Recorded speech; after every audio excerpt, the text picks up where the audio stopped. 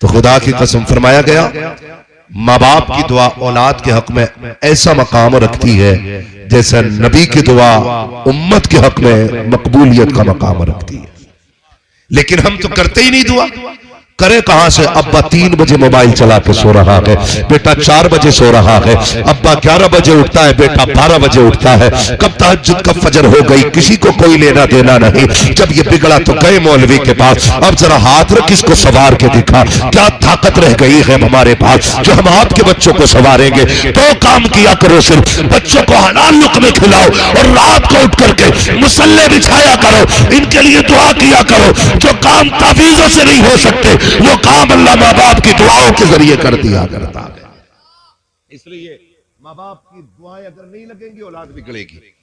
अपना वक्त औलाद के लिए खर्च करें, औलाद आपकी, इनके लिए दुआ का वक्त निकाला करें, रातों को उठा करें, अल्लाह की इबादत किया करें, अल्लाह को राजी किया करें। और कोशिश ये करें कि हम सबसे पहले कोशिश करेंगे इनका रिस्क संवारें, फिर तरबियत दें, फिर देखिए इंशाअल्लाह अज़ीज जब ये 25 नहीं 50 साल का भी हो जाएगा ना, कभी बाप के आगे जूता लेके खड़ा नहीं होगा, बाप की फरमाबरदारी करेगा, ताबेदारी करेगा। और जब ये बाप की फरमाबरदारी करेगा तो आने वाली नस्लें भी फरमाबरदार पैदा होंगी।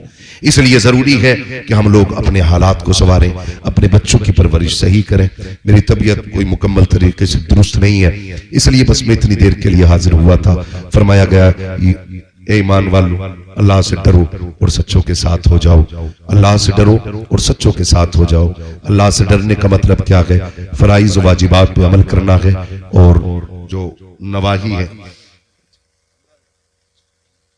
तबीयत अगर ठीक होती तो मैं 1.5 घंटा ही बोल देता, मसला कोई नहीं। मैं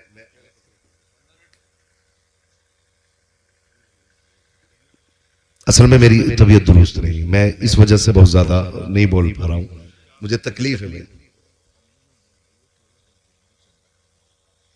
जलसे के लिए चाहिए भाई यार, ये मत करो, कैमरे इसका फर्क होता है ना। मैं थोड़ी देर और, अल्लाह आपको सलामत रखे, थोड़ी देर और मैं अपनी गुफ्तगू को आगे बढ़ाता हूँ। दुरूद पाक पढ़ लीजिए सल्लल्लाहु अलैहि वसल्लम।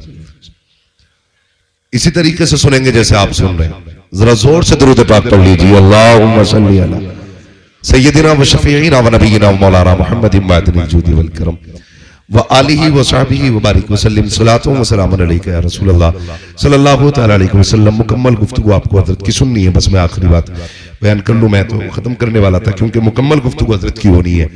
अब हुक्म है इन उलमा का, तो मैं थोड़ी सी बात आगे बढ़ा लूं। एक बात तो ये हो गई कि हलाल लुक़्मे खाने।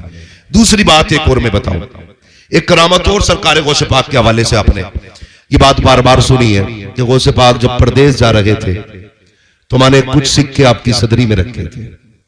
सुना ये वाकया, डाकू वाला वाकया सुना है? जिन्होंने सुना वही बोले, सुना है? माशाअल्लाह, ये नौजवान जो बेचारे दीन से दूर हैं, अल्लाह ने दीन की समझ अता फरमाए। जितने लोगों ने सुना वो जरा बोले सुना है नहीं वाकया? बार बार आपने सुना होगा, लेकिन उसमें एक बात आपको मालूम है, घर से जाने लगे थे, माँ ने सिक्के भी रख दिए थे। अगली बात ये कही थी, बेटे हाथ में हाथ दो, एक वादा करो कभी झूठ नहीं बोलना है। बात हुई थी, बोले जी हुई थी बात, सर ना गिलाइए। अब तो पढ़े लिखे लोगों का दौर है, वो तो चले ही गया दौर जब आदमी धूप छांव देख के टाइम का फैसला करता था। तो मां ने कहा बेटे झूठ नहीं बोलना। गौसे पाक ने मां से वादा लिया। फिर क्या हुआ? काफिला आगे गया, डाकुओं ने घेरा, सबको लूटा। आखिर में कुल मिला के बात ही आई, गौस पाक को भी बुला लिया।